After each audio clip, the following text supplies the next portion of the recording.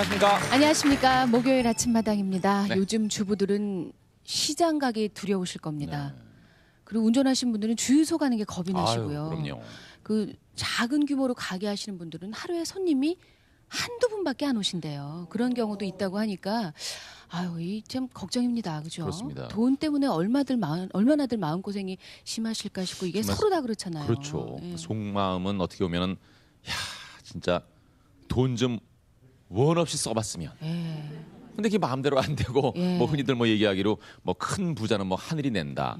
뭐 우리는 뭐 평생 정말 뼈 빠지게 고생해봤자 부자가 되겠느냐. 뭐 이런 얘기들 하잖아요. 큰 부자까지 바라지도 않고요. 그저 그냥 먹고 사는 걱정 없을 정도만. 근데 그것도 불가능한 얘기가 아니죠. 오늘 나오실 분께서 우리 좀 마음이라도 넉넉하게 네. 그리고 주머니 조금 더 알뜰하게 해서 어떻게 하면 좀 부자가 될 수 있을지 이런 얘기를 해주실 경영학 박사십니다. 네. KBS 해피 FM에서 예, 또 예. 프로그램 진행도 하고 네. 계셔서 청취자 여러분과도 친근하시고 이제 시청자들과도 친근하신 분이신데요. 경영학 박사 이영건 박사님 박수로 맞이해 주시기 네, 바랍니다. 모시겠습니다. 안녕하세요. 안녕하세요. 반갑습니다. 반갑습니다. 이용건 박사님 뭐 개인적으로도 워낙 친분이 있고 그런데 네.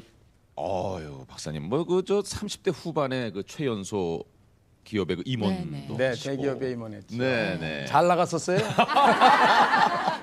아주 뭐 활발한 뭐 강의 활동 많이 네, 하시고요. 그렇습니다. 네. 예. 뭐 제가 어렸을 때 굉장히 어렵게 자라긴 했었는데 제가 경쟁력을 제고하는 것이 유일하게 사회에서 성공 출세 부자 되는 길이다 하는 걸 늦게 깨닫고 열심히 공부도 하고 또 뭐 해외 다니면서 열심히 현장에서도 뛰고 그래가지고 5대 그룹 안에서 그때 38살에 중역을 했으니까 최연소는 뭐 큰 신문에 이렇게 앞에도 나오고 잘 나갔었죠.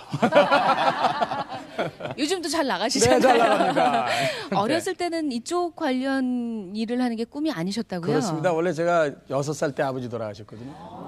이렇게 어머님이 그 당시엔 다 그러셨지만 아주 무지하셔서 뭐 글을 제대로 모르시고 그래서 집에 화장실이 없었으니까요. 그런데 제가 그래서 유일한 방법이 육군사관학교를 가는 거였어요. 거길 가면 우선 돈이 안 든다니까. 학비가 예. 근데 제가 육군사관학교 가려고 원서 쓸 때 제가 눈에 문제가 있다는 걸 알았어요. 이제 정록색약인데 적색하고 녹색하고 막 섞여져 있으면 안 보여요. 네네네. 그러니까 의사나 이런 게 못 되죠. 제가 그걸 알고 나서 절망에 빠져가지고 아 참나 재수 되게 없는 놈이구나. 그래서 이제 학교를 며칠 안 나갔어요. 근데 이제 선생님이 찾아오셔서 3번이나 너 좋은 길이 있으니까 방향을 바꿔봐라. 그래서 이제 장학금을 준다 그래서 이제 학교를 이제 다시 가서 그 당시에도 뭐 반가운 마음으로는 안 갔었는데 그러면서 많이 허송세월 하다가 대학교 3학년 2학기 때부터 제 선배 하나가 이 녀석아 인생은 마라톤인데 지나간 거 싹 잊어버리고 앞만 보고 한번 멋지게 뛰어보지 그러냐. 이 얘기에 제가 이게 자신의 경쟁력을 기르게 되면 성공 출세 돈 버는 길이구나. 그래서 정말 영어 공부 한번 시컷 해봤네요. 매일 아침에 6시부터 밤 12시까지 18시간씩 1년 3개월 해봤어요. 결국 제가 아까 말씀드렸던 기업의 공채 수석으로 들어갔죠. 그래서 인생이 바뀌기 시작했어요. 착해요.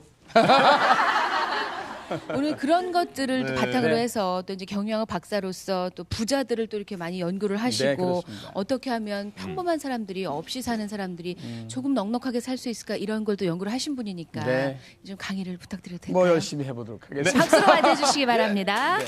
저걸 네, 좀 갖고 왔는데 편하게 하세요.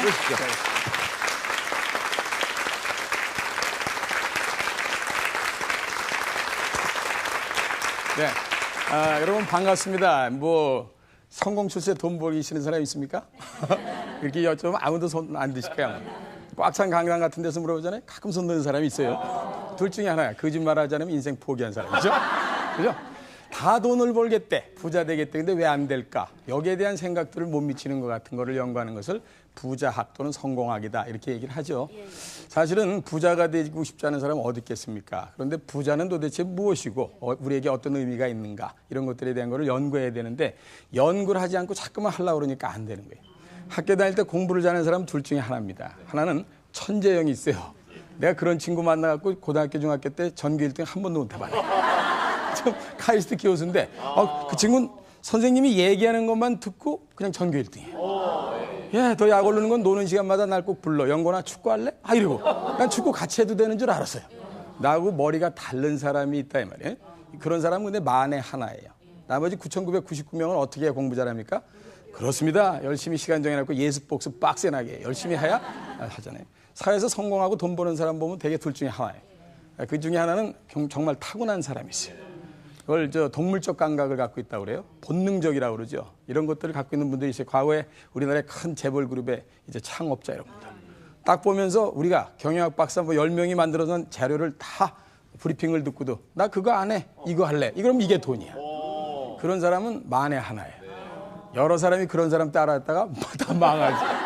우리 같은 평범한 사람들이 성공하려면 어떻게 해야 되는 거예요? 부자 되려면 부자들이 어떤 방법으로 갔는지를 연구하고 정확하게 하루하루를 멋지게 살아내면 부자가 될 수 있다는 건 당연한데 부자 되는 방법을 모르든지 부자 되는 방법을 알더라도 실행을 안 하기 때문에 부자가 안 된다 하는 것 때문에 오늘 저는 부자는 도대체 무엇이고 우리한테 어떤 의미가 있고 또 한국 경제의 미래를 봤을 때 한국의 부자들은 앞으로 어떻게 성장 발전할 수 있는 것인가 하는 것들을 쭉 설명을 해드리면은 오늘 이 텔레비 보시고 계시는 집의 시청자분들이나 방청객분들이 아하 나 때 아니면 내 아들 때라도 이렇게 집안을 끌어가면 부자 되는 집안으로 갈 수가 있겠구나 하는 것들을 분명히 느끼시리라고 봅니다. 제가 아침마다 이제 KBS 라디오에서 이제 해피 FM에서 7시 10분부터 9시까지 계속 방송을 2시간씩 공영방송에서 경제방송 해드린단 말이에요.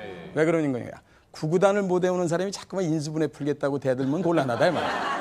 운전면허증 따라하는 놈이 도로교통법을 읽어보지 않고 하는 똥배짱이나 뭐가 달라요. 부자 되고 싶으세요? 경제 흐름 반드시 하셔야 됩니다. 제가 똑같은 돈을 1억씩 들였다고 생각해 보세요. 5년 뒤에 갖고 오는 돈이 다 다를 거 아니에요. 어디다 투자를 했느냐에 따라서 전부 새길 쳐오는 게 달라요. 그걸 재테크다 이렇게 얘기하는데 재테크의 커다란 환경은 바로 경제 흐름이다 이런 뜻이잖아요. 따라서 제가 늘 얘기합니다만 공영방송에서 이렇게 좋은 프로그램을 우리 국민 여러분들한테 해드리는 거는 이런 걸 통해서 성공하는 방법을 알고 실행을 하십사 하는 건데 알고 뭐 거기는 끄떡이고 다음부터 행동은 안 하니까 우등생이 못 되는 거나 똑같다 이런 생각이 드는 겁니다. 저는. 자, 그래서 지금부터 부자라는 건 도대체 무엇이냐 하는 것부터 제가 천천히 한번 말씀을 드려볼 테니까 한번 종합 정리를 하시고 한국에서의 부자는 이런 거구나. 나는 그럼 그쪽을 가려면 어떤 방법을 택해야 되겠구나 하는 생각을 정리해 보시기 바랍니다. 저는 오늘 시청자분들께서 혹시 집에 계신 분한테 부탁드릴 거는 이건 혼자서 주부님들이 들으시는 것보다는 이거 다시 보기도 되죠? 예, 됩니다. 그럼요. 인터넷으로요. 그러니까 예. 저녁에 부군 퇴근하시면 부군하고 자제분들하고 반드시 다시 보기로 꼭 다시 한번 보시는 것이 여러분들이 부자 되는 길에 훨씬 더 지름길을 갈 수 있다는 확신적인 말씀을 드리니까 반드시 다시 보기로 식구들끼리 모여 앉아서 봐주십사 하는 부탁드리면서 강의 시작하겠습니다. 자, 부자란 도대체 어느 정도가 돼야 부자냐 궁금하시죠? 미국 같은 데서는 밀리언에어, 백만장자다 이런 말이 있어요. 밀리언에어, 그러니까 밀리언 달러를 가졌다는 거는 한국 돈으로 하면 10억 원을 가진 건데 요즘에는 미국에서 10억 원, 100만 달러 가진 사람이 워낙 많았지만 제가 미국에 있었던 1979년도부터 86년도 때 현금으로 100만 달러를 갖고 있다. 이거 어마어마한 돈이에요. 지금도 미국서는 큰 돈이에요. 우리나라가 워낙 물가 상승률이 높아서 그렇지. 그런데 미국에서도 이제 100만 장자 갖고는 좀 성이 안 차서 대용으로 나온 말이 빌리언이에요. 즉 억만장자. 정확히 얘기하면 10억 달러인데 그걸 치면 뭐 한 1조 원 되는 거니까 그건 우리하고는 조금 좀 거리감이 있어요. 근데 여러분들 보시면은 뭐 비벌리 힐스라든가 이런 데 대저택 나오잖아요. 수천만 달러짜리. 이런 데 사는 사람은 되게 빌리언웨어들이 많지요. 그러나 우리의 기준으로 볼 때는 뭐 억만장자보다는 적당한 밀리언웨어로다가 우리가 30년 시차 정도가 미국하고 있으니까 그걸 갖고 풀어보는 것이 합리적이다 이런 생각이 듭니다. 그 한국서 그럼 부자라는 것은 어떤 사람을 가지고 부자라고 그러는가 하는 거에 대한 거를 여러 자료가 있습니다만 제가 판단하는 거를 합쳐서 몇 가지 예를 들어드리면 여러분이 그 안에 들어가 있으신지 판단을 하시면 되는 거예요. 우선 자기가 사는 집을 빼고 3일 이내에 현금으로 10억을 자기 돈을 가져올 수 있는 사람이에요. 은행에서 꼬우는 거 말고. 그러니까 은행에 예금이 돼 있다든지 보험금을 뭐 환급받는다든지 펀드를 환매한다든지 해서 일단 10억 원 정도를 3일 이내에 가져올 수 있는 사람 이 정도면 부자에 들어간다 이렇게 보는 거죠. 그런 사람이 뭐 몇 명이나 되겠어요. 손범수 씨 가능할 것 같아요. 오, 진짜요? 그렇게 안 봤는데. 이금희 씨도 여기서 버는 돈이 얼마예요? 아니에요. 저는 진짜 그래요? 중요 가장입니다. 네. 예. 대단히 간단히 말씀드리면 자기 사는 집 빼고 일단 현금으로 10억을 3일 이내에 가져온다. 그럼 강남에 웬만한 집값이 10억이 넘어가는데 그건 사는 집이다 이게. 그러니까 거기에 있는 집에 살면서 현금이 10억이 없으면 집만 갖고 있는 사람이다 이런 얘기지. 진정한 의미에서의 부자는 아니라고 본다 이런 생각이 드는 거예요. 아마 대개들 이 동의를 하시리라고 봐요. 그다음에 나름대로 집을 빼고 10억을 3일 이내에 가져오지 않는 사람 중에 아마 거기에 해당되실지 모르겠는데 연봉으로 한 2억 정도에서 3억을 버는 사람이면은 현금을 40억에서 50억을 은행에다 넣고 이자를 받는 거와 똑같은 효과거든요. 그런 사람은 부자죠. 근데 우리나라에서 봉급을 받는 게 보통 억대 연봉을 받고 싶다 이런 얘기들 많이 하는데 억대 연봉이 어느 정도 되느냐면요. 국세청 자료에 따르면 1억에서 2억 받는 사람이 우리나라 전체 인구의 1% 정도 됩니다. 그리고 2에서 3억을 버는 사람이 0.1% 정도 되고 5억 이상 버는 사람이 0.01% 안에 들어가는 거예요. 들어가시죠? 이제 대답을 하세요. 5억 정도 못 보세요? 네.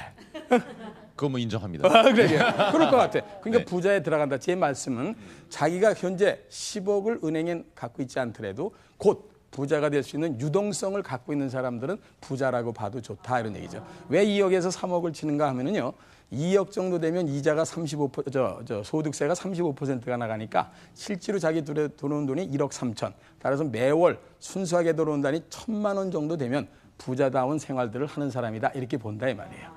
이런 것들을 여러분들이 늘 염두에 두시게 되면 물론 전 그 안에 다 들어갑니다. 그래서 부자 깡이라지 제가 부자가 아닌데 부자 깡이라면 남의 다리 벅벅 긁고 앉아 있는 거죠. 그래서 분명히 말씀드리지만 그렇게 저는 아까도 말씀드렸지만 가난한 집안에서 태어났는데도 가능성이 있는 거냐? 늘 있다 하는 것을 연구하는 것이 부자학이고 성공학이다 하는 걸 말씀드리려고 그러는 거죠.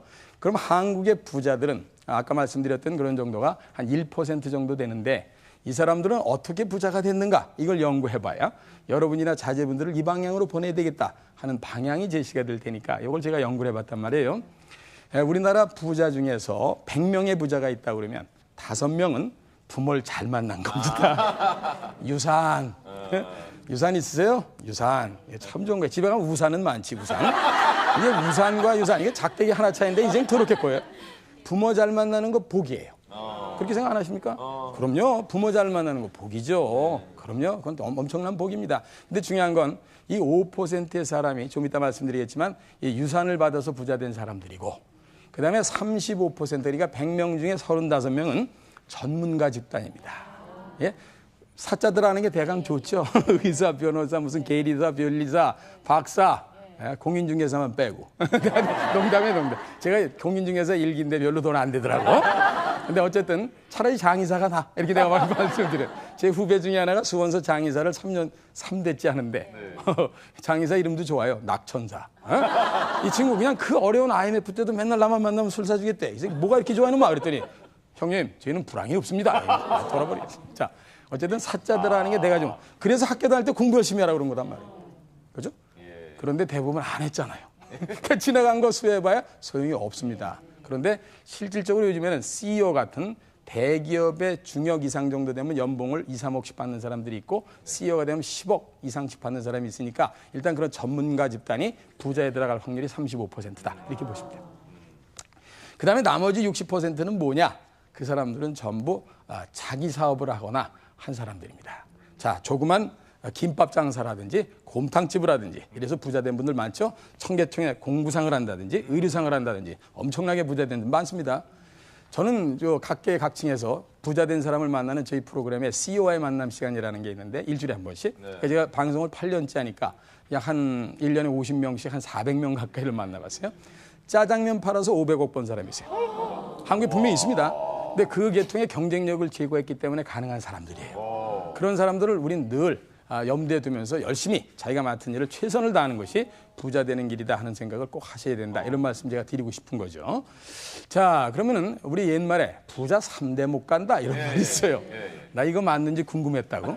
제가 미국서 공부하고 이게 전 세계를 다니면서 부자들 많이 만나면서 우리나라는 그 당시에 3대 간 부자가 별로 없으니까 미국이나 서양을 예를 들어서 한번 제가 봤어요. 재밌게도 말이죠. 부자 3대 못 간다. 어떻게 되냐면요. 100명의 부자가 자기 아이에게 돈을 물려줬는데 1대, 그러니까 2대 넘어가는데 20명만 남아요. 80명이 망합니다. 자, 우리나라 재벌 보세요. 많은 사람들 주인 다 바뀌었죠. 분명히 기가 막힌 대한민국의 재벌 20위 안에 들어갔던 회사들 지금 거의 다 없어졌습니다. 그렇죠? 예. 이거 우리가 은근히 생각하면 무슨 생각이 드냐면 아이들한테 돈을 물려주는 게 중요한 게 아니라 경쟁력을 제고할 수 있는 방법. 옛말로 한다면 고기를 잡아주는 게 중요한 게 아니라 고기를 잡는 법을 가르쳐야 된다 하는 것 때문에 저희 같은 사람의 강의가 오늘 자제분들한테 꼭 필요하다는 말씀을 제가 아까 드린 거예요. 어쨌든 20명이 넘어갔어요. 그리고 3대째 가는 사람을 봤더니 100명 중에 2명만 남고 98명이 많아요. 돈은 돌고 도는 거예요. 그래서 신나는 거예요. 그 도는 돈을 누가 받을 준비를 하느냐. 이게 다 우리들이 받을 준비를 하고 있는 사람한테 돈이 들어오니까 저같이 아무것도 없이 태어난 사람 주머니에도 돈이 차는 이유가 돈이 도니까 그렇지 돈이 돌지 않고 부자가 계속 부자 된다. 뭐 억울해서 어떻게 살겠어요. 분명히 돈은 돕니다. 하는 생각을 꼭 가지시는 게 대단히 중요합니다. 그때 부자가 되는 노력을 분명히 해야 되는데 많은 사람들이 엉뚱하게도 부자가 되는 노력을 너무 안 한단 말이에요. 그게 가슴이 아픈 거예요. 아까 오프닝에도 잠깐 말씀하시는 것 같은데 큰 부자는 하늘이 낮습니다. 이건 안 되는 게 있어요. 그러나 작은 부자는 우리 스스로가 노력을 여하히 하느냐에 따라서 분명히 부자 될 수 있는 길이 있다 하는 겁니다. 따라서 부자 되는 길을 이따 자세히 또 말씀을 드리겠지만 제일 먼저 부자가 되려면 우선 경제 흐름을 타셔야 됩니다. 제가 아까도 말씀드렸죠. 구구단을 못 외우는 사람이 어떻게 수학 문제를 빨리 풀겠어요. 운전면허증 따라가는 사람이 도로교통법을 읽어보지 않고는 똥배짱을 갖고 가는 사람이 많아요. 제가 운전면허증 딴 지 30년 됐는데 운전면허 시험장에 한번 조카 때문에 갔더니 28번을 필기 시험을 떨어진 여자가 28번. 우리 그런 사람 보면 그냥 못 지나가. 바로 인터뷰 들어가서 내가 아줌마 이게 어떻게 되신 거야? 이게 28번씩이나 떨어지셨어? 그랬더니 아줌마가 저 공부 안 하고 와요? 이러더라고. 이따가 아니 공부를 안 하고 오다니 그랬더니 그거 넷 중에 하나 찍다 보면 언젠가 60점 못 박았습니까? 사지선다형의 객관식이다 이 말이지. 그래서 내가 아줌마 손을 꼭 잡고 얘기했어요. 아줌마 수학엔 확률이란 말이 있어요. 그 넷 중에 하나 찍어서 나올 확률이 25점인데 28번 떨어진 중에 최고 점수 몇 점 받아봤어요? 32점이요. 이런 거 아니에요. 우리가 지금 그렇게 살고 있는지도 모른다 이 말이야. 어떻게 되겠지 어떻게 되겠지 어떻게 되겠지 어떻게 되겠지 어떻게 되겠지 하다가 전부 4, 5점, 5, 6도 되는 거예요.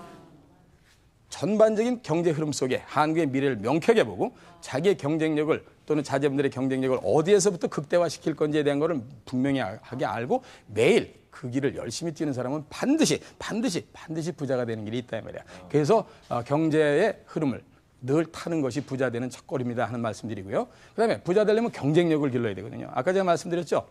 김밥 장사하는데 똑같이 김밥 장사를 해. 한 집은 기가 막혀야지 안 돼. 한 집은 안 돼. 왜 그런 거예요?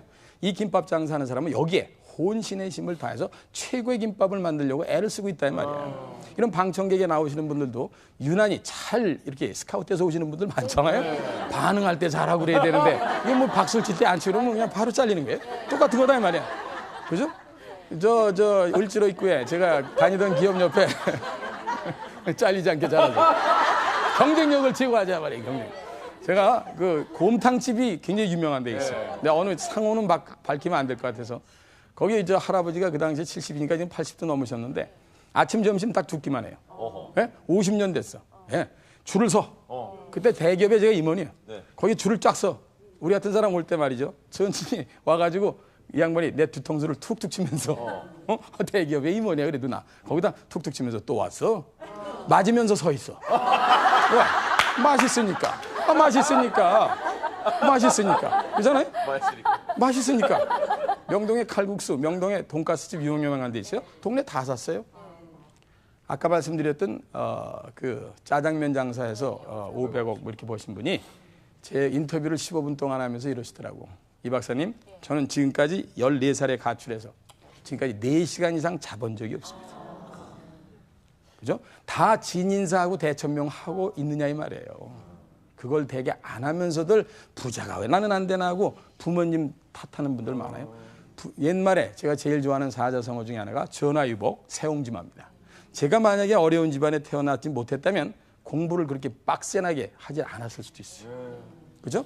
그래서 저는 뒤집기에 성공하는 사람들을 더 멋있는 성공자라고 보는 이유가 바로 그런 게 있다. 이런 생각이 드는 거죠. 하여튼 부자가 못 되는 이유를 간추려 보면요. 성공하는 부자가 되는 방법을 모르거나 부자가 되는 방법을 알려드려도 실행을 안 하시면은 그건 때려 죽여도 안 된다. 이런 말씀을 좀 드리면서 지금부터 말씀을 좀 풀어나가도록 하겠습니다. 이제 중요한 거는요. 한국이 앞으로 잘 될 나라일 것이냐 이겁니다. 만약에 한국이 잘못되면 부자가 될 확률이 적습니까? 많습니까? 적죠, 당연히. 제가 빌 게이츠가 한 인터뷰를 한 걸 봤는데 그 좀 직구준 기자가 이렇게 물어봤어요.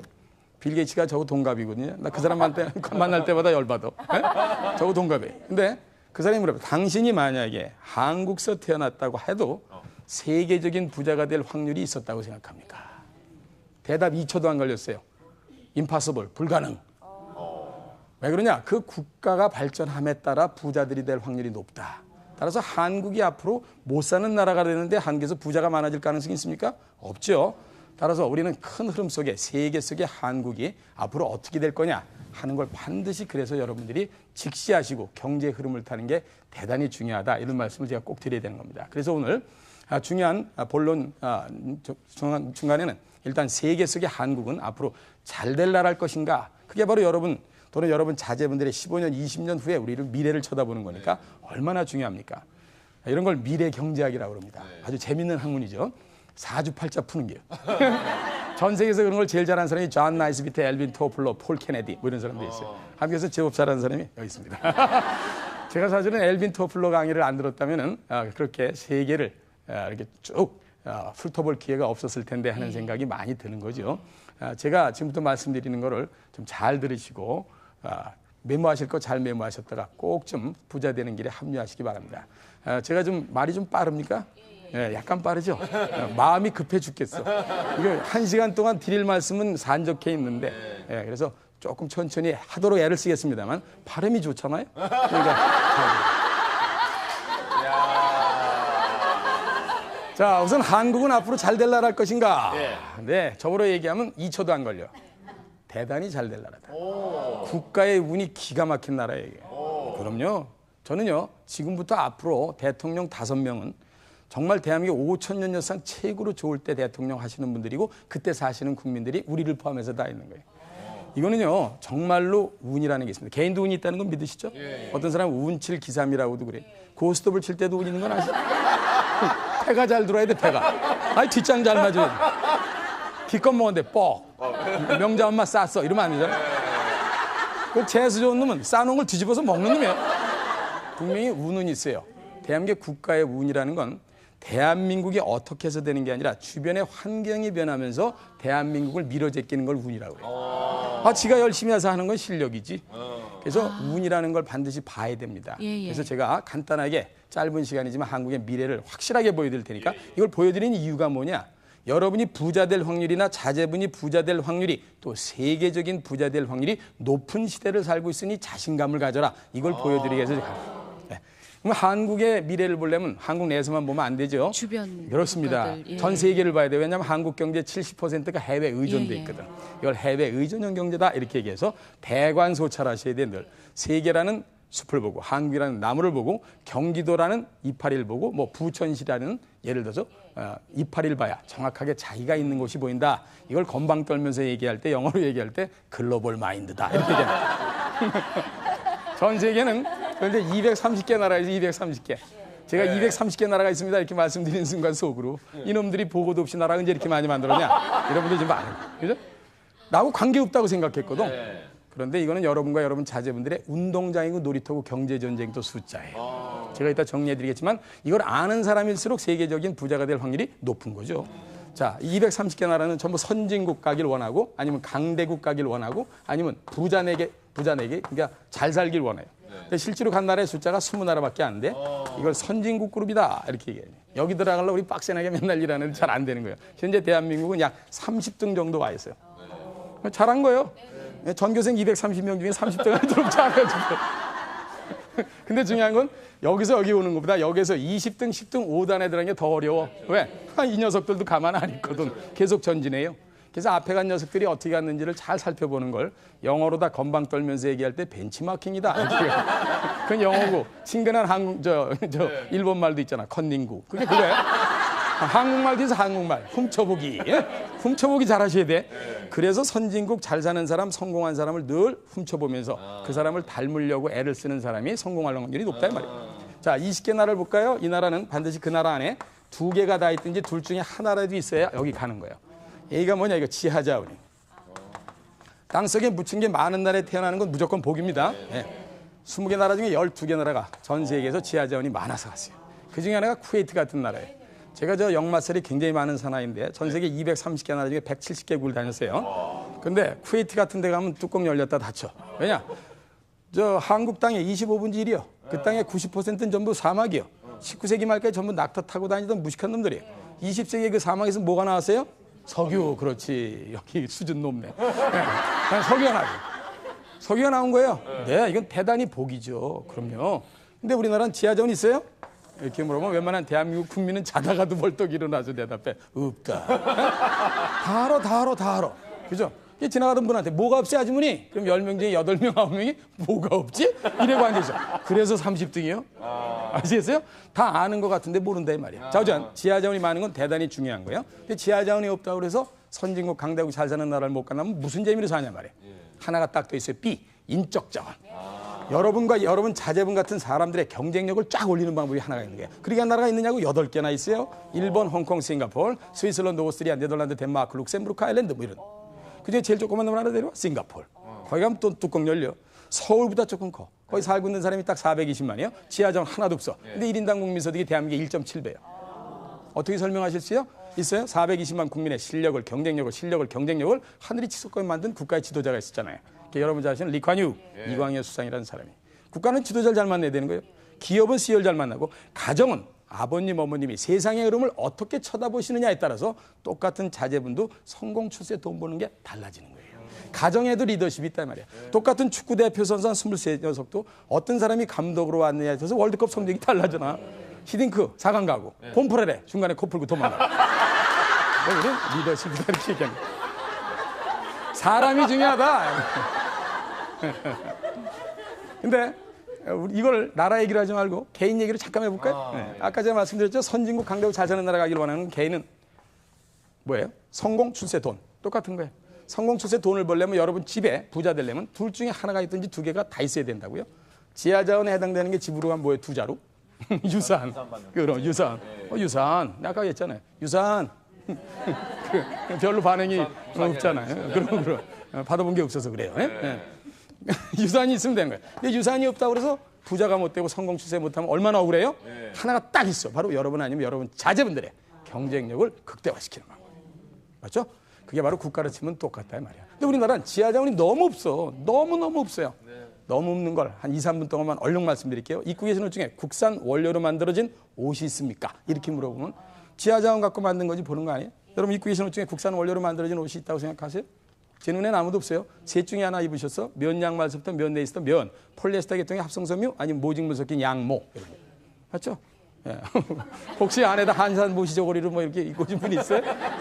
자, 그럼 한번 들어볼까요? 면 양말서부터 면 내에서부터 누가 만듭니까? 그러잖아요. 졸든 사람 바로 일어나서 대답해. 쌍방울이요, 이렇게. 만들긴 거기서 만들어. 원료가 뭐예요, 원료가? 이게 전부 면화라고 100% 수입이요? 폴리에스터 계통의 합성섬유의 원리는 뭐예요? 석유예요. 대한민국 한 방울도 안 나요? 제가 전 세계 다니면서 제일 속상한 건 230개 나라 중에 104나라에서 석유가 나는 거예요. 옆에 있는 일본도 지가 쓰는 석유의 2.3%가 지 땅에서 나요. 어떻게 독도가 지네 땅이야? 주민세는 우리가 내는데.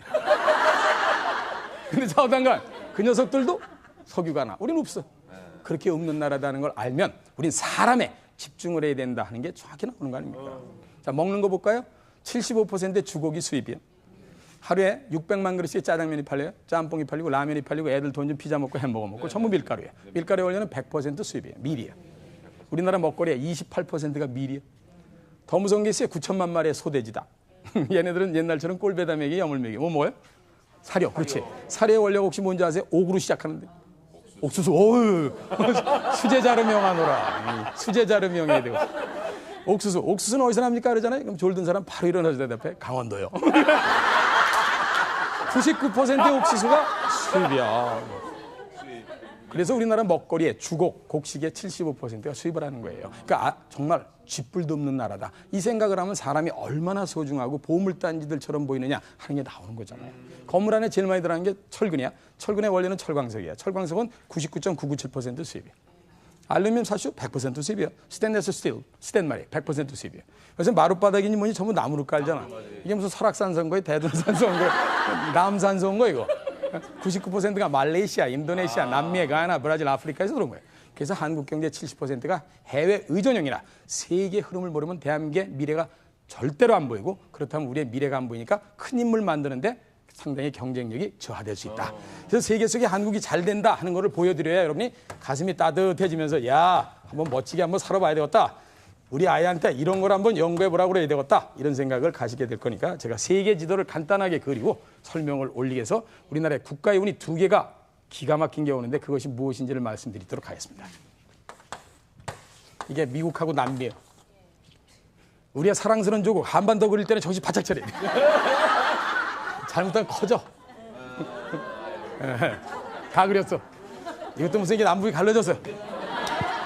서울서 부산까지 420km요. 신의주에서 제주도까지 1100km야. 70%가 산인데 산속에 아무것도 없어요. 이게 우리 사랑스러운 조국의 꼬라지. 별명은 잘 붙였어. 금수강산이라고. 절대로 속지 마세요. 전 세계에 나가면 있는데 수백 군데 있어요. 나의 사랑스러운 조국이지만 내가 미국서 갖고 있던 거 다 버리고 들어왔지만 분명히 아닌 건 아닌 거예요.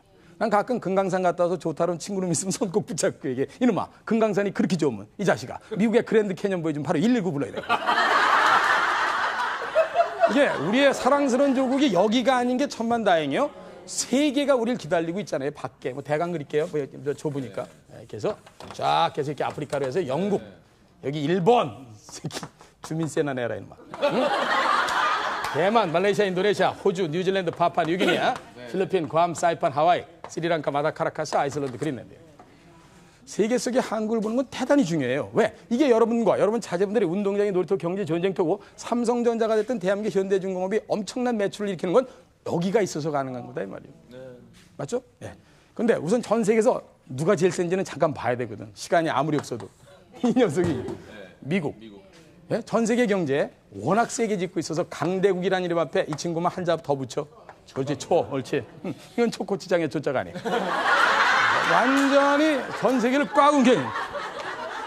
전 세계 경제 30%를 직간접적으로 미국이 영향을 주니까. 근데 그거는 진짜 과거고 앞으로는 중국이 더 그렇습니다. 이제 그 얘기도 할 겁니다. 네.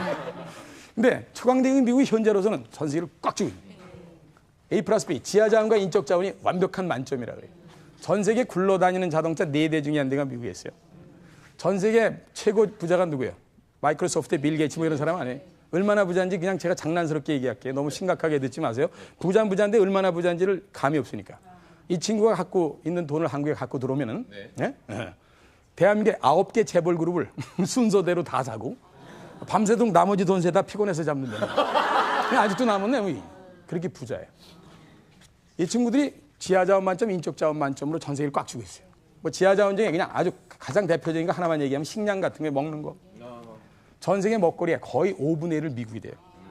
어디서 나온지 아세요? 여기가 산맥과 산맥 사이에 한반도에 9배 반짜리 평야가 있어요. 한반도에 9배 반이 평야예요. 나중에 기회 되시면 자제분들 반드시 기회 되면 여기 한번 지나가게 이렇게 고속도로가 하나 있어요. 80번 고속도로. 좀 길어. 4,600km. 46시간 가야 돼. 거기 한 번만 갔다 오면 세상 보는 눈이 완전히 달라져요. 제가 26살 때 여길 지나갔지. 여기 9배, 한반도에 9배 반짜리 평야가 있어요. 예? 32시간을 지나는데 아무것도 없어요. 밀밭, 옥수박, 콩밭. 밀밭, 옥수박, 콩밭. 밀밭, 밀밭, 옥수박, 콩밭. 응? 한 녀석이 운전하는데 나머지 세 사람이 일어나서 막냐다. 이리야, 안 가고 그 자리에 서 있냐.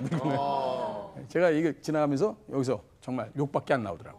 이런 걸 갖고 전 세계를 쥐고 있는 게 바로 센 녀석은 그렇게 세다. 저는 찬미 반미론자 아니에요. 용미. 미국을 최대한 활용하는 사람이 반드시 선진국에 빨리 들어가는 거예요. 선진국 들어간 20나라를 미국을 업어치기 못한 나라는 들어간 나라가 없어요. 좌우단간 이런 식으로 여러 가지를 쥐고 있어요. 거기다 B. 오늘은 B에 대한 얘기니까 미국은 인적 자원의 경쟁력도 최고예요. 첫째, 이게 좋으려면 교육이 잘 돼야 되고 정치를 잘해야 되고. 뭐 정치는 이런 데서 할 얘기가 아니니까. 우리나라 정치 잘 못하는 건 다 아시는 거고. 자, 교육. 전 세계 좋은 대학교 200개 중에 65개 대학이 미국에 있어요. 깨끗이 끝난 거예요. 그래서 미국 하는 거예요. 예? 그럼요. 우리나라 대학교는 200등 안에 들어간 게 2개, 3개밖에 없어요. 안타까운 얘기예요. 그래서 미국 하는 게 바로 인적 자원의 경쟁력을 제고하는 교육이 가장 잘 돼 있는 국가다 이런 뜻이죠. 어쨌든 이렇게 전 세계를 미국이 꽉 쥐고 있어요. 근데 이 녀석한테 여러 놈이 많이 댐비다가 많이 의도투졌지. 한두 놈만 예를 들어드릴까요? 여기서부터 여기까지 기찻길 있는 녀석이 있어. 이 녀석도 미친 놈이요. 11,000km. 경부고속도로 25배가 기찻길이야. 예? 예. 그럼요. 무진장 먼 길이에요. 집안에서 공부 잘하고 장래 유망한 녀석은 여길 보내고 집안에서 말썽 부르긴 여길 보내세요. 먼 길 잘 가. 먼 길 잘 갔다 와라 이놈아. 얼마나 걸립니까 아버지? 230지가 있자. 10박 11일 그냥. 예? 예. 이거 아주 지겨운 데 있고. 예. 이거. 근데 이 녀석이 얘하고 싸우다 졌어 미국한테. 왠지 아세요? 식량이 자급이 안 돼. 왜 식량이 자급이 안 될까? 추워요. 그렇죠. 9월부터 눈이 와. 5월까지. 눈도 아주 탐스럽게 와. 펑펑. 얘네들 그 겨울에 털모자 쓰고 다니는 거 절대로 패션 아니에요. 그 한국서 따로 쓰잖아? 바로 땀나. 이거요. 영하 35도 40도 내려갈 때 쓰는 거예요. 영하 35도 40도면 얼마나 추운 건지 아세요? 저 남태평양에서 참치 잡아서 급속 냉동시키는데. 예? 거기서 30분만 모자를 안 쓰고 돌아다니잖아요? 그럼 뇌세포가 파괴되기 시작해요. 안 믿어지세요? 이따 집에 가서 냉동고에 머리 집어넣고. 임상 결과 바로 나와. 임상 결과. 머리 딱 꺼내가지고 여보 그래야 되는데 여빠 무지라. 여보랑 아빠랑 합친 게. 자, 그런가 식량이 자급이 안 돼. 너무 추워. 그거는 초강대국에 되는데 엄청난 핸디캡이죠. 그러니까 그냥 단점이다 이 말이야. 그래서 진 거예요. 두 번째 미국한테 덤비다 혼난 놈 하나 있어요. 이게 바로 와다쿠시와 니폰데스 일본. 예? 일본 까불다 혼났지. 미국이 사실은요 전 세계 주요 국가의 목을 다 이렇게 쥐고 있거든요. 식량 이런 걸로. 예? 어쨌든 간에 미국이 그냥 서 있고 일본이 15년에서 17년을 혼자 쫓아가도 오늘날 미국이 안 돼. 근데 일본이 그냥 서 있고 우리가 13년에서 15년을 혼자 쫓아가도 오늘날 일본이 안 돼. 근데 두 녀석은 계속 가. 이거 환장하는 거 아니에요? 근데 대한민국 국가의 운이 두 개가 좋으면서 대한민국을 밀어제끼기 시작했어요. 그중에 하나가 뭐냐? 반드시 알아두셔야 될 건데 아무도 미국한테 덤빌 놈이 없는 줄 알았더니 29년 전부터 전세에서 덩치 좋은 녀석이 매일 밤에 일어나서 아령하고 역기하고 타워슬라이드 하는 거예요. 이열산스. 누구예요? 중국이요. 에? 이 녀석이 딱 이게 대한민국 100배라면 이 자식 101배야. 얘가 29년 동안 운동한 다음에 미국의 삿발을 잡고 한 판 나오고. 이 녀석이 뜨는 게 대한민국이 좋은 거냐 나쁜 거냐 결론만 말씀드리면 10개 중에 7개를 웃고 3개를 잊어버려. 7 빼기 3은 4야. 여러분 자제분 3사람 중에 한 사람은 반드시 중국을 통해서 성공 출세에 돈 버는 거야. 아까 이금희 씨가 그래서 앞으로 중국 얘기 왜 안 나오냐 그럴 때 이게 바로 이 녀석이 떡 뜨는데 230개 나라 중에 대한민국이 제일 좋아. 자, 왜 그럴까? 예? 아주 쉽게 말씀드릴까요? 이게 우리가 부모님한테 물려받은 유산이야, 유산. 5,000평짜리 땅이라고 쳐. 나나 여러분이나 5,000평짜리 땅은 물려받을 수 있어요. 종중산의 일부라도. 중요한 건 어디 있느냐지, 어디 있느냐. 위치가 그렇지. 내가 우리 범수 씨랑 만약에 받은 만약에 땅이 서울 명동에 있다고 쳐봐. 평당 1억이요. 5,000평이 5천억이에요. 그럼 우리 이런 데서 안 만나도 돼요. 그죠? 근데 내가 우리 범수 씨랑 받은 5,000평 땅은 어디 있는 거야? 아버지 돌아가신 다음에 감정평가사랑 공인중개사 대동에서 한참 갔더니 시외버스 한참 타고 나가더니 어느 야산 옆에 있는 밭을 가리키더니 그 아저씨가 내 손을 꼭 잡고 얘기하는 거야. 저게 네 거다 이 자식아. 불행하게도. 군청 가서 또 관계서를 띄워봤어. 그러니까 서류에 내자가 선명하게 적혀져 있는 거예요. 절대농지. 평당 13,200원. 재수가 엄청 없는 나라인 줄 나도 알았다 이 말이야. 그래서 미국서 안 들어오려고 그랬었으니까. 미국이 너무 좋았으니까 79년도면 30년 전 얘기예요. 그런데 이 뒤에 101배짜리 야산에 어느 날 보니까 신도시가 들어선 거야. 근데 신도시가 생기면 들어가는 진입도로가 뚫리는데 그놈은 진입도로가 우리 집 앞으로 뚫리는 거 아니에요. 아하. 그죠? 예. 이게 전부 산맥이고 사막이고 산맥과 정글이야. 아무데도 중구로 들어가는 길이 없어요. 전 세계에서 중구로 들어가는 입구가 여긴데 한반도가 이걸 한반도의 21세기 지정학적인 위치라고 하는 거예요. 이게 바로 동북아시아의 중심국가 개념이라는 거예요. 중국이 여기서 떴다. 우리하고 무슨 관계가 이렇게 많겠죠? 중국이 여기서 떴다. 무슨 관계가 많겠어? 어떻게 여기서 뜨냐고 이 자식들 이뻐 죽겠어 그냥 아주. 중국이 뜨면서 우리는 선진국 쫓아왔는데 7년에서 5년을 앞당기고 있어요. 이거 기가 막힌 겁니다. 국가의 운이에요. 5,000년 이상 가장 좋은 국가의 운이에요. 이 운이 한 20년 이상 갈 것 같으니까 여러분 자제분들 그래서 주변에 보면 명절 때 만나면 일가 친척 중에 중국을 막 뛰어다니는 사람이 있는 이유가 바로 이게요. 작년에 3,600억 달러 수출했는데 그중에 3분의 1에 해당되는 1,200억 달러가 중국과 홍콩과 대만으로 갔으니까. 무슨 얘기인지 아시겠죠? 이거 대단히 중요한 겁니다. 이 녀석이 뜨는 게 대한민국이 좋은 거다 하는 말씀. 제가 오늘 자세한 말씀까지 드릴 시간이 없으니까 그냥 그렇게 알고 계세요. 두 번째, 인터넷 혁명 시대가 왔다는 거예요. 인터넷. 지하 자원 갖고 싸우는 게 아니라 인적 자원 갖고 싸우는 건데 전 세계에서 인터넷은 1951년에 미국에서 캘리포니아 공과대학에서 군사용으로 만들었다가 86년에 WWW가 처음 나왔는데 22년 됐는데 만들긴 미국 사람이 만드는데 우리가 제일 잘 갖고 놀아. 이게 무슨 놈을 좋아하냐 말이에요. 열심히 해서 그런 게 아니라 제일 잘 맞아. 그걸 적합도라고 합니다. 적합도. 어려운 말 영어로 하나 쓰면 adaptability, 적합도라는 게 있어요. 누가 만들었냐가 중요한 게 아니라 누가 잘 만드냐. 네, 그렇습니다. 전 세계는 모든 정보를 자기 책상에서 볼 수 있어요. 맞아요. 여러분, 우리 부모님들 중에서 인터넷을 잘 안 하시는 분이 계시다면 제 얘기 오늘 꼭 들으시고 반드시 인터넷에 친밀해지시라고 내가 부탁드리겠습니다. 한국 사람이 전 세계에서 손가락의 민감도가 제일 좋아서 타이프 치는 속도가 빨라서 그리고 최선을 다해서 인터넷을 배우시면 가장 효과적으로 인터넷하고 가까워질 수가 있다 이 말이에요. 무슨 얘기인지 아시겠죠? 여러분 보실래요? 인터넷. 이거는 전 세계 있는 모든 정보를 자기 책상에서 들여오는 거야. 그런데 인터넷이 대한민국 사람들이 제일 잘 맞는 이유가 뭐냐? 손가락이 민감해. 자, 손가락 보실래요? 젓가락질 하는 사람이 나이프 앤 포크로 스테이크 잘라 먹는 사람보다 30%가 민감해. 그런데 전 세계 젓가락질 하는 나라가 22나라쯤 되는데 우리만 빼고 21나라가 전부 나무 젓가락질을 합니다. 맞아요. 우리만 새젓가락을 우리만 쓰죠. 새젓가락질을 맞아요. 해요. 새젓가락질을 하는 사람이 나무 젓가락질을 하는 사람보다 12%가 더 민감해요. 전 세계에서 손가락의 민감도가 넘버원이라 스타크래프트라고 여러분 아이들이 그렇게 좋아하는 게임을 미국 아이들이 만드는데 챔피언이 한국서 나오네요.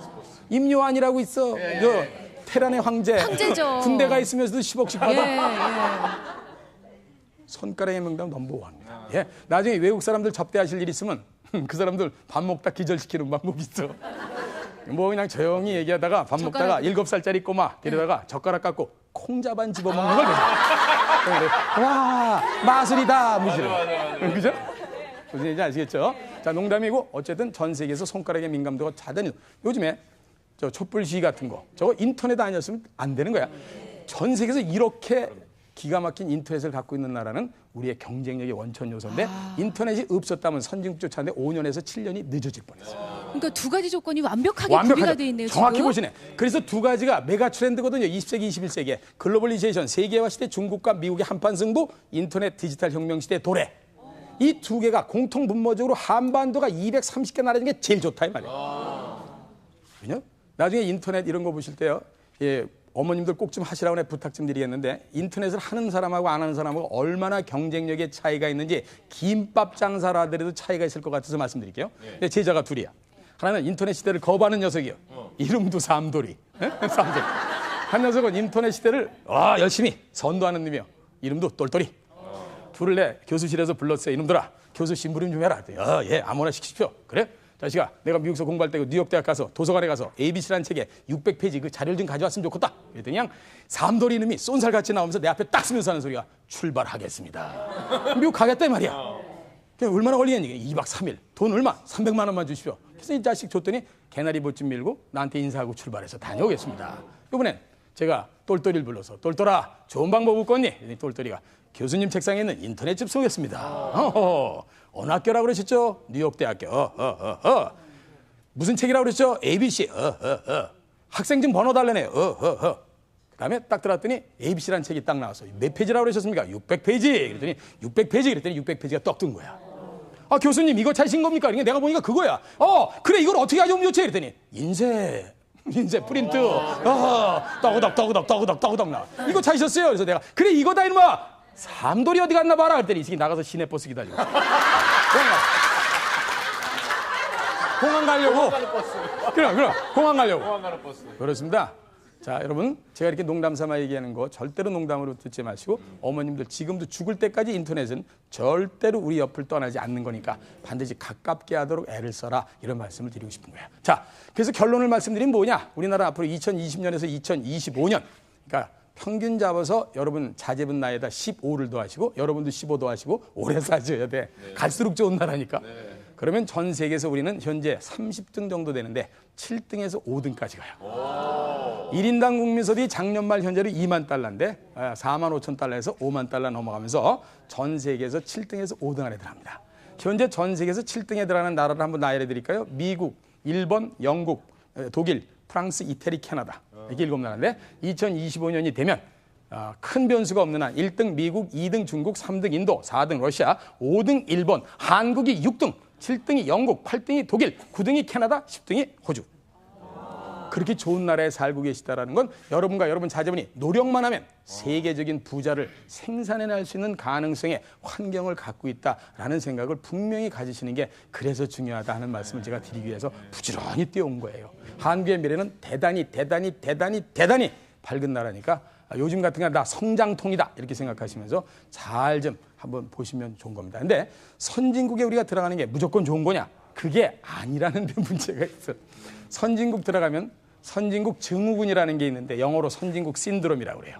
그 세 가지를 간단히 말씀을 드려야 돼. 그래야 왜 지금부터라도 더 돈을 잘 모으고 부자가 되려는 노력을 할 필요가 있는가를 보시기 위해서. 첫 번째 선진국 신드롬이 뭐냐면요. 여기다 간단히 말씀드리게. 첫째, 상대적 빈곤감이 커져요. 절대적 빈곤감 아니요. 요즘에 30년 전부터 못 잡숫고 못 입는 분 있으면 손 들어봐요. 다 그때부터 잘 살면서 속으로 욕해. 자동차 타고 가다가 옛날엔 자동차만 있었으면 좋겠다고 그러는데 요즘엔 뭐 똥차라도 있었으면 좋겠다 그래서. 근데 요즘엔 자동차 운전하다 부부가 가다가 신호등이 옆에 서가지고 옆에 차 보면서 막 속으로 욕해. 나보다 젊은 놈이 좋은 차 타고 다닌다. 집사람한테 꿀리지 않기 위해서 이렇게 얘기해. 여보, 쟤네 아버지는 도둑놈 일게야. 이걸 상대적 빈곤감이다 이렇게 얘기한단 말이야. 여러분 다 상대적 빈곤감 느끼고 계시죠? 그게 선진국으로 가면 상위 계층과 하위 계층이 점점 찢어져요. 가끔 상하 격차를 줄이겠다는 말을 하면 난 경제학자로서 방송인으로서 양심을 걸고 얘기했는데 그런 일은 없는 거야. 선진국으로 갈수록 벌어지는 게 정상이야. 다만 밑에 있는 5%가 5년 전부터 잘못 살게 정치를 했다. 그건 잘못한 거지. 근데 5년 전부터 다 잘 사는데 앞이 더 잘 산다. 그거는 할 수 없이 그 선진국가는 증후군으로 나타나는 거다 이 말이에요. 두 번째 선진국에서 가면 나타나는 게 뭔지 아세요? 평생 직장이 없어져. 평생 직장 없지. 평생 직장, 평생 직장 어디 있어? 평생 직장이 있다고 생각하면 후진국 사람이야. 앞으로 선진국에 가면은 미국 같은 데는 직업을 8번이나 옮겨요. 왜 그래? 경쟁력이 없는 사람은 계속 선수 교체를 해야 되는 거거든. 동네 축구라는 사람이 월드컵 플레이어로 가려면 동네 축구단 중에 사람 교체해야 될 거 아니야. 동네 축구라는 건 뭐야? 다 같이 모여서 재밌게 하고 5,000원 내서 그냥 해장국 먹고 헤어지는 거 아니야? 거기 김씨라는 놈은 옵사이드도 몰라요. 옵사이드는 알아야 될 거 아니야? 골키퍼에 서서 어이 박씨 공조 거기서 공 받으면 옵사이드 한 말이야. 옵사이드는 왜 이게 그 후진국이다 이 말이야. 근데 옆 동네에서 연락이 왔죠. 야 니네 11명 제일 베스트 11 우리 11 해서 11명씩 뽑아서 한번 1,000만 원 놓고 가자. 중진국으로 간다 이 말이야. 그럼 여기서 손범수 씨가 만약에 주장이요. 그럼 그중에서 누굴 제일 먼저 속아내야 되겠어요? 김씨. 그죠? 김씨 속아내니까 옵사이드 모른다. 그럼 가고 하면 그냥 돈이. 딱 있는데 나하고 김씨하고 눈이 마주쳤어. 그 김씨는 처음 당해보는 일이라 뭔지를 모르고 왜 이제 너 좀 빠져야 되겠다 이 새끼야. 지금 돈이 걸렸어 임마. 이걸 구조조정이다 이렇게 얘기하는 거야. 근데 다른 동네에서 또 왔어. 야 니네 다 합쳐서 1억씩 가자. 중진국에서 선진국으로 하는 거야. 요번엔 좀 추리기가 쉬워. 학습 효과가 있으니까. 경험했단 말이야. 나하고 김씨하고 딱 눈이 마주쳤어. 요번엔 이놈이 이렇게 나와. 알았어. 빠지면 될 거 아니야. 이걸 자발적 구조조정이다 이렇게 얘기해. 좀 슬프네요. 아유, 네, 그렇죠. 그래서 많은 사람들이 직장에서 보면 이제 나 그만둘 때 대가네 이런 걸 인식하는 시대가 다가오고 있다 말이에요. 자, 세 번째. 초고령 시대가 다가와요. 그죠? 초고령 시대. 오래 살아. 야, 이거 미치는 거예요. 오래. 그죠? 정말 미치는 거예요. 오래 산다는 건 말이에요. 좋은 거 같죠? 준비된 사람한테는 좋은 거예요. 요새 환갑잔치 치르는 사람이 있어요. 60 나이도 아니에요. 60 잡수하고 동네 경로당 가면 어이 김군 물 떠와. 이거 하는 거야. 젊은 애가 이런 들으러 자리도 없다. 그죠? 여기 계신 분 전부 85세 90세 살 거 아니야. 근데 세 개를 합쳐봐. 오랜 살아야 되는데 평생 직장은 없고 상대적 빈곤감은 커져. 그 시대를 향해서 떠벅떠벅 가고 있다 이 말이야. 무슨 얘기인지 아시겠어요? 그걸 선진국 신드롬이야. 그러니까 우리가 선진국 가니까 준비돼서 지금부터 빨리 부자 되는 전략들을 부지런히 갖지 않으시면 노후가 외롭다. 이런 얘기. 노후 준비를 많이 하셔야 된다 이 말이에요. 무슨 얘기인지 아시겠죠? 네. 이럴 때 우리가 그런 시대를 맞이해서 부자가 되는 전략을 반드시 갖고 가야 되는 거 아니겠습니까? 그렇죠? 네. 그때 우리는 어떤 생각을 갖고 미래를 봐야 되냐. 한국은 분명히 잘 된다. 따라서 각계각층에서 무엇을 하더라도 최고만 만들면 세계 최고가 되면서 돈 버는 데는 지장이 없는 사회가 된다 이렇게 보셔야 돼요. 박지성 선수 예를 들면 말이죠. 우리 명지대학교 제자 아니에요? 네. 1년에 80억씩 벌어요. 5년 동안 400억 벌었다더라고요. 저는 한번 스포츠 신문 보니까. 네. 과거에는 있을 수도 없는 일이야. 연예인들 보세요. 그죠? 한류 열풍 하면서 전 세계를 다니면서 아주 그냥 바람을 몰고 다녀. 한국에 국가의 운이 없다면 그게 가능한 거예요? 앞으로는 국가의 운이 있기 때문에 각계각층에서 최고가 생겨요. 자, 박태환 수영하는 선수. 네. 전 세계 1등 아니야. 왜 그런 거야? 박태환이가 조련, 우리 기가 막힌 조련 선배보다 천재성이 있다고 생각하시냐 말이야. 아닙니다. 왜 그러냐? 답답하셨다면 오늘 시원하게 답을 드릴 수 있어. 국가의 운이 기가 막힐 때 박태환이가 수영을 한 거야. 덩치 좋아졌지, 잘 먹지. 전 세계적인 수영 선수권대 다 다니면서 보면서 연구 검토하지. 그 다음에 세계적인 코치가 와서 가르치지. 365일 24시간 동안 지가 원하면 30분 거리 내는 수영장 가서 아무 때나 수영 연습할 수 있을 때 한국에서 태어난 게 바로 여러분 자제분들하고 똑같은 상황이다 이 말이야. 그만큼 국가의 운이 좋을 때 태어났다는 걸 명쾌하게 아셔야 돼요. 두 번째는 직업이 다양해지는 시대이기 때문에 너무 공부하지 마라 말이야. 여러분들 자제분들은 다 하나님이나 부처님이 하늘에서 주신 탤런트, 재능이 있는데 그런 걸 극대화시키는 거예요. 옛날엔 공부밖에 출세할 방법이 없었잖아요. 그죠? 아니 운동선수한테 공부하라 그러면 3박 4일 나에 119 부른다고. 머리에 쥐났다고. 공부는 하는 녀석이나 하고 우리 같은 사람이나 하는 게요. 그죠? 너무 공부하지 마요. 근데 자제분들의 재능이 안 보이는 이유가 뭐냐 말이에요. 왜 그런지 아세요? 전부 성적표를 갖다 들이대거든. 여러분 자제분들은 기가 막힌 포텐셜러티, 잠재력을 다 갖고 태어났는데 그걸 무시하고 전부 학교 성적으로 갖다 들이댄다고. 앞으로는 저 직업이 5만 가지가 돼요. 5만 가지가 됩니다. 현재 전 세계 직업이 2만 5천 가지 정도 되는데 우리 어머니가 내가 어렸을 때 하도 여러 가지라면 나한테 그러셨어요. 이놈아 무슨 5만 가지 잡동산 이렇게 다 하냐. 그래. 난 우리 어머니가 우리 어머니가 이렇게 미래학자인 줄 몰랐어. 따라서 한국 부자가 세계 부자가 될 가능성이 높아지니까 지금부터 경제 흐름을 정확히 보고 종잣돈 모으는 것부터 부자 되는 연습을 열심히 하고 성실유능하게 노후 준비를 분명히 하는 사람이 앞으로 부자 될 확률이 높다. 이런 생각을 늘 각계각층의 최고가 생깁니다. 반기문 전 외교부 장관, 이 양반이 30년 전에 외교부 장관을 했다 그러면 대한민국에서 그 사람이 유엔 사무총장을 할 수 있는 거예요? 안 되잖아. 근데 여러분 자제분 중에 혹시 외무부에 지금 들어가 있거나 들어갈 사람이 있다면 손 꼭 붙잡고 이렇게 얘기하시란 말이에요. 너희 때는 국가인이 너무 좋아서 한국 외무부에서 잘만 하면 유엔 사무총장이나 총회의장은 아무 때나 될 수 있을 때 한국에서 태어났구나 이놈아 멋지게 해봐라. 이렇게 얘기하는 부모가 돼야 그 집안에 큰 인물 나온다 이 말이에요.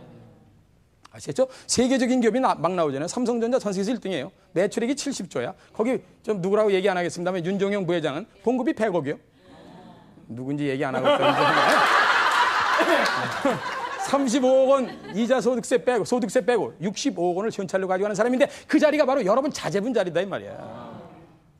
그런 기가 막힌 시대에 여러분들은 어떻게 해야 당장 무슨 복권을 사서 부자 된다 이런 생각이 아니라 미래에 대한 투자를 명쾌하게 하면서 미래를 쳐다보는 슬기로운 눈을 가지셔야 되기 때문에 그래서 다시 보기를 통해서 오늘 저녁에 부군하고 아이들하고 앉아서 이거 다시 몇 번씩 보면서 열심히 달달달달 외우면서 같이 가는 방향을 그래서 가져라는 말이에요. 자 그러면 이런 시대에 난 여러분들한테 5가지 정도 부탁을 하면은 거기에 충실하게 되면 한국에서의 부자뿐만 아니라 세계적인 인물을 좀 만들 수 있는 가능성이 있지 않느냐 이런 생각이 들어서 5가지를 말씀을 드리려고 합니다. 첫 번째가요. 글로벌 마인드를 반드시 길러주셔야 돼요. 글로벌 마인드라는 건 좀 어려운 말 같지만 아무것도 아니에요. 세계를 쳐다보는 생각을 줘야 된다 이 말이에요. 아까 얘기했죠. 대관소찰하라. 세계란 숲을 보고 한국이란 나무를 보고 경기도란 줄거리를 보고 부천시란 이파리를 봐야 자기가 서 있는 데가 정확히 보인다.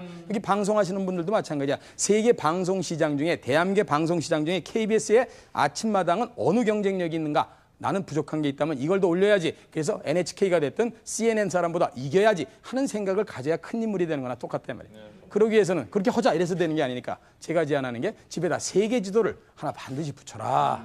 그리고 이렇게 얘기하세요. 이게 니네들의 운동장이고 놀이터 경제 전쟁터라니 한번 멋지게 뛰어봐라. 네가 하고 싶은 일이 뭐냐? 그중에서 최고만 되면 세계 최고가 되는 거니 돈은 그냥 따라오니까 한번 해보자.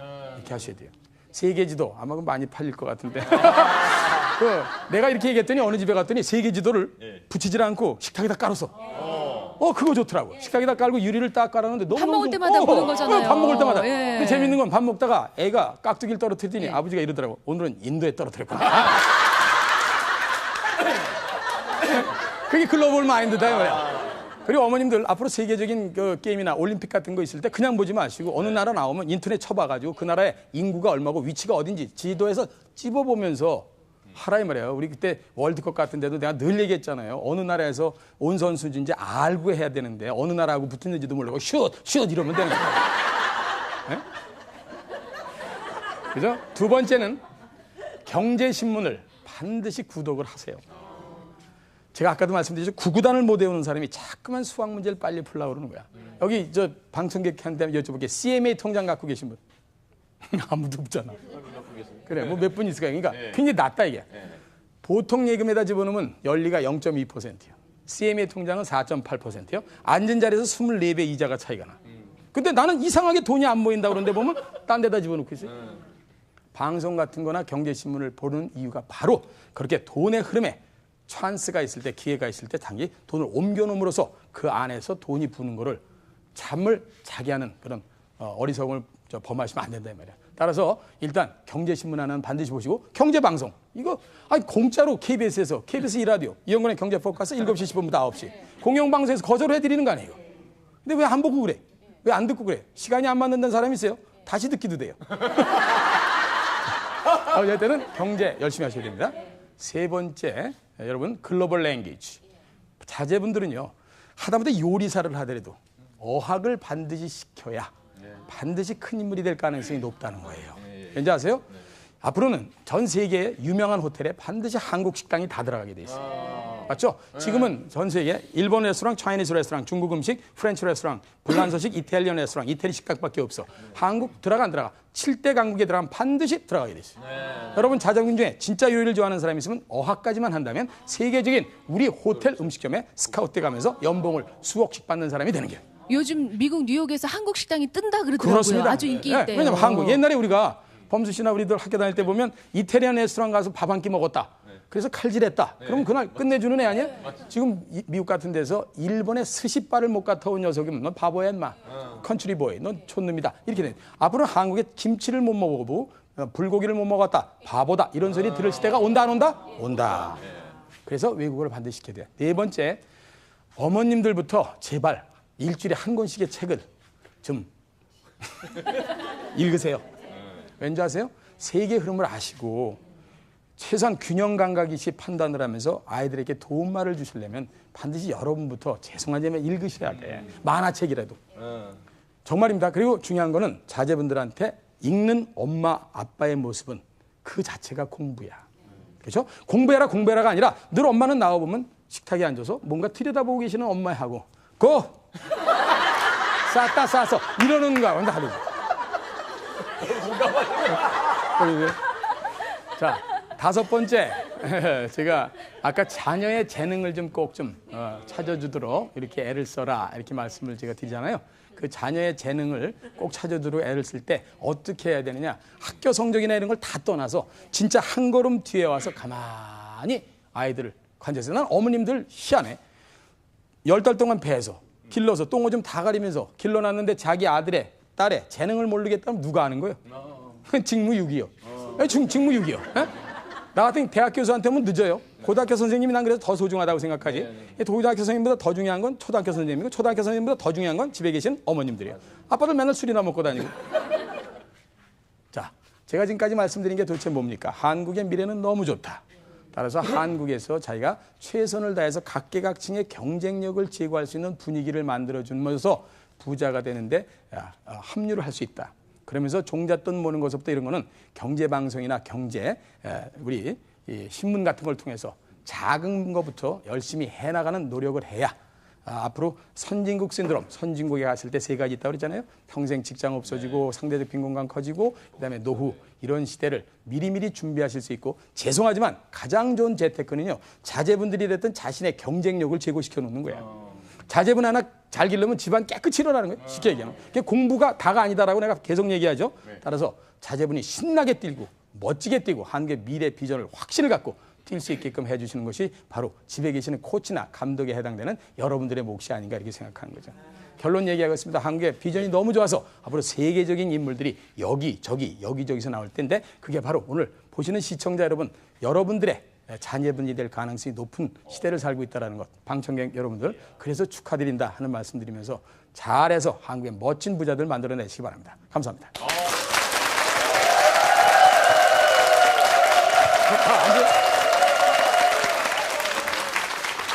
아니 박사님 진짜 이렇게 이 희망을 주시니까 네. 이게 뭐 좀 으쓱해지는 것 같고요.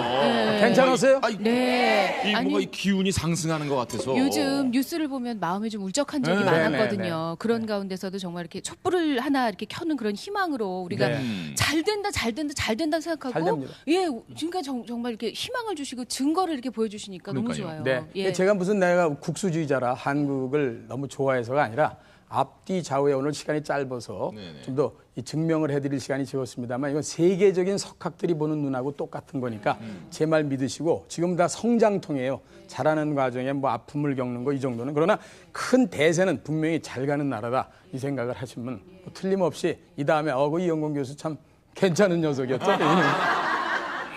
아니 박사님 시간이 없으면 다음번에 한번 어떻게 좀 시간을 잘 맞추. 아 근데 네, 또 라디오 좋습니다. 진행을 하시니까 라디오 또. 진행이라 요번 우리 PD가 굉장히 고생했어요. 예. 새벽에 나와서 전부 녹음해 미리 주고. 녹음하셨죠? KBS 식구라 이게 가능해요. 아 맞아요. 맞아. 좀 녹음하고 같은 갔어요. 시간. 네. 예, 왜냐면 예. 이제 청취자들도 좋은 정보를 얻으셔야 하고. 제가 나중에 혹시 기회 되면요. 예. 이제 어떻게 하면 좀 더 성공하는 데 가는 그 실천 요령이 있거든요. 예, 그 예. 나중에 기회 되면 불러주시면 한번 하죠. 뭐. 네. 예, 그러니까 박사님도 처음부터 이쪽에 관심이 있으셨던 건 아니고 네. 어떤 계기를 통해서 그렇습니다. 예 하신 거니까 네. 누구에게나 계기가 분명히 있고 그렇습니다. 그 계기를 만났을 때 어떻게 달라지느냐. 그렇죠. 그거 정말 중요한 것 같아요. 아주 중요하죠. 그래서 예. 이 부자는 태어나는 것도 분명히 있지만 만들어지는 경우가 많아요. 예. 그래서 훈련을 제대로 잘 시키시면은 작은 부자는 충분히 만들어질 수 있다 이런 생각이 드는 거죠. 예.